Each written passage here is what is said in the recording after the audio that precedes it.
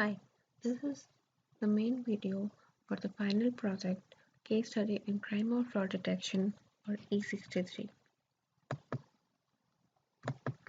I've used Apache Spark and Python as a programming language for this project.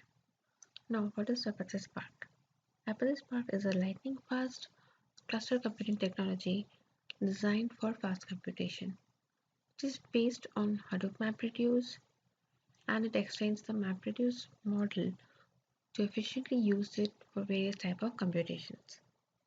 Now, where does Spark speed comes from?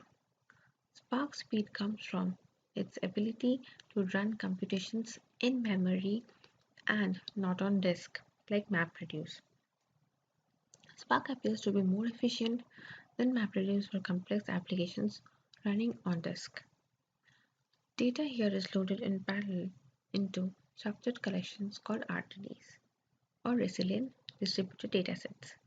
And also, Apache Spark supports use of well-known languages like Scala, Python, Java, and R. Now let's look at the various modules and components of Spark. Spark framework consists of four main components: Spark SQL, Spark Streaming, mlib or the machine learning library, and GraphX. Now we have used Spark SQL mainly in this project. Now what is Spark SQL? Spark SQL is Spark's package which allows querying data via SQL as well as Apache Hive variant of SQL, Hive query language, and it supports many sources of data including Hive tables, Paraquet, and JSON. This is mainly used for working with structured data. It also allows developers to intermix the SQL queries inside their programs, and this is supported by Python, Java, Scala, R, etc. Next comes Spark Streaming. Spark Streaming is an extension of the core Spark API that enables scalable, high throughput, fault tolerant stream processing of live data streams. The data is ingested here from many sources like Kafka, Flume, Kinesis, or TCP sockets. Next comes mlib. mlib is Spark scalable machine learning library and it consists of common learning algorithms and utilities including classification, regression, clustering, etc. GraphX is a new component in Spark for graphs and graph parallel computation. GraphX actually extends Spark RDD by introducing a new graph abstraction, a directed multigraph with properties attached to each vertex and edge.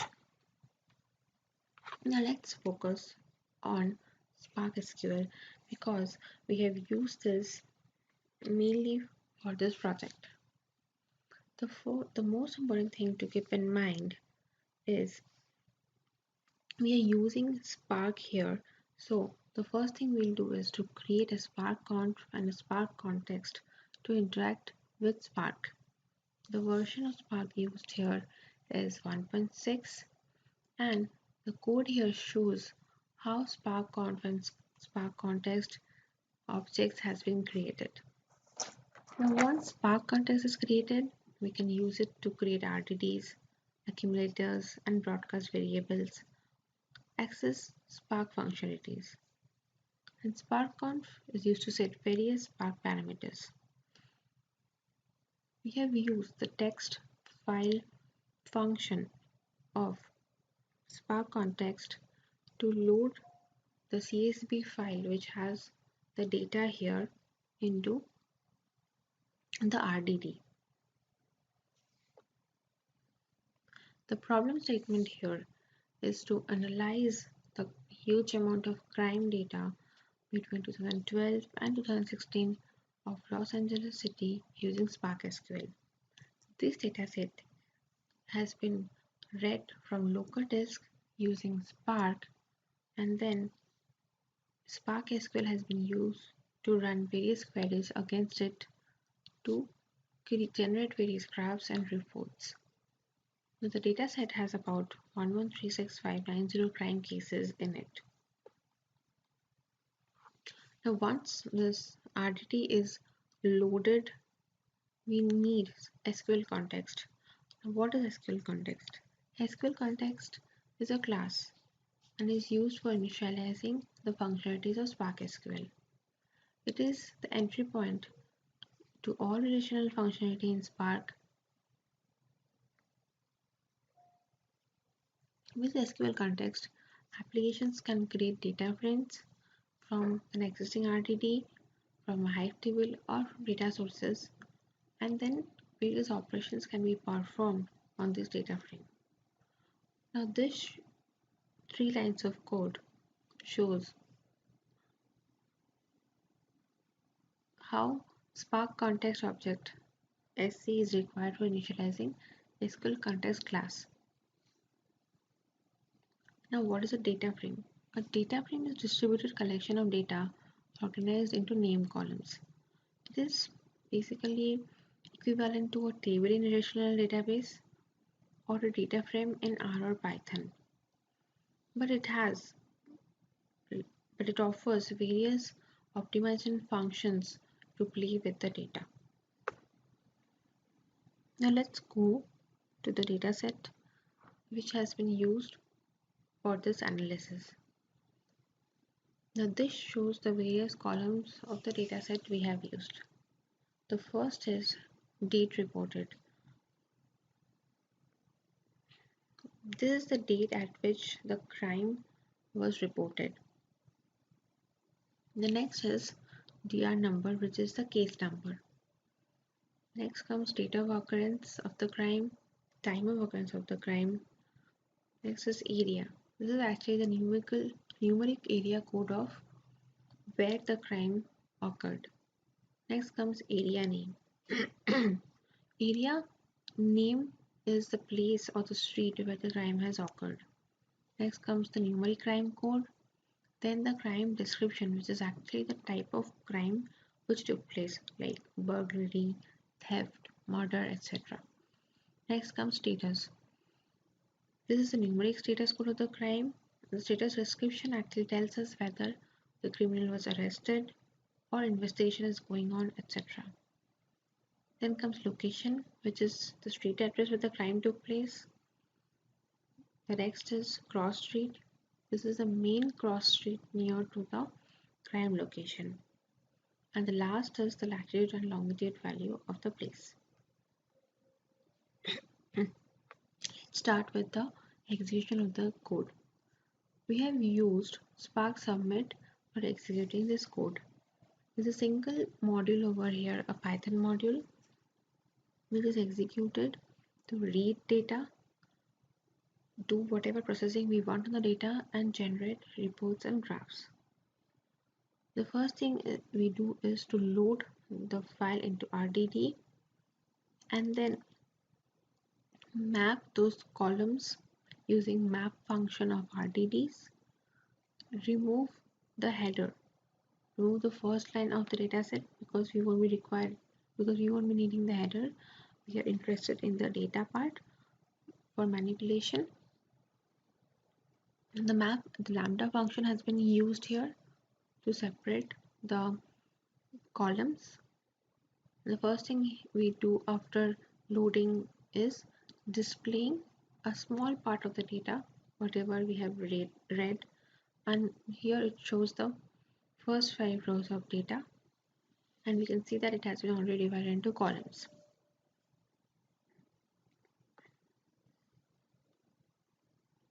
Now let's start with analyzing the dataset. The first thing we do here is to generate a report or plot a graph of the total number of crimes that has taken place per year starting from 2012 to 2016. The first thing we do here is to create a temporary table crime data and then execute queries against this temporary table just the same way as we do with a relational database. We have selected the total number of crimes per year and stored the number in a dictionary using the year as the key here. And then we have used this dictionary to plot a graph. Here goes the graph of number of crimes versus year. As you can see, the number of crimes had decreased from 2012 to 2013, and it was almost constant to 2014, and then it started decreasing to 2016. Next comes the report of crime by type. If we want to see from 2012 to 2016 how many crimes had taken place throughout this many years, what we do is we actually group by the whole data by the crime code description, which is actually the type, and then count the number of crimes.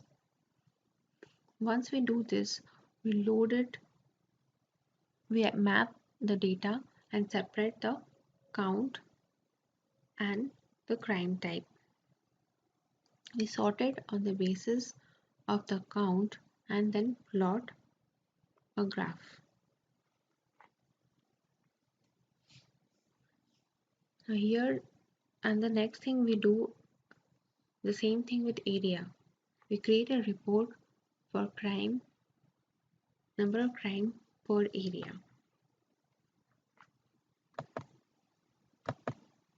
With this here it shows the tabular format of the crime by type and the crime by area. As you can see, the traffic related crime has been the maximum number throughout these years, and 77th Street is the area where the maximum number of crime has taken place from 2012 till 2016. Here goes the bar graph for the number of crimes versus the type. Since the number of crime types is huge, this bar graph looks a bit congested. If I increase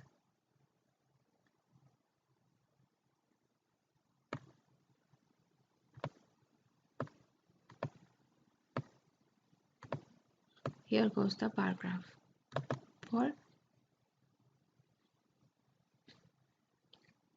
number of crimes versus crime type. Next comes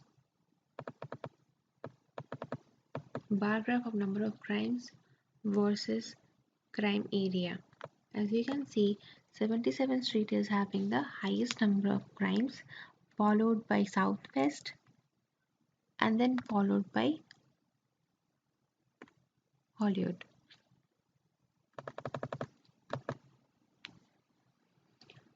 Next, we plot the report of. Next, we create a report of crime type for each year, starting from 2012 to 2016. This is the tabular report, which shows the top 10 crimes per year starting from 2012.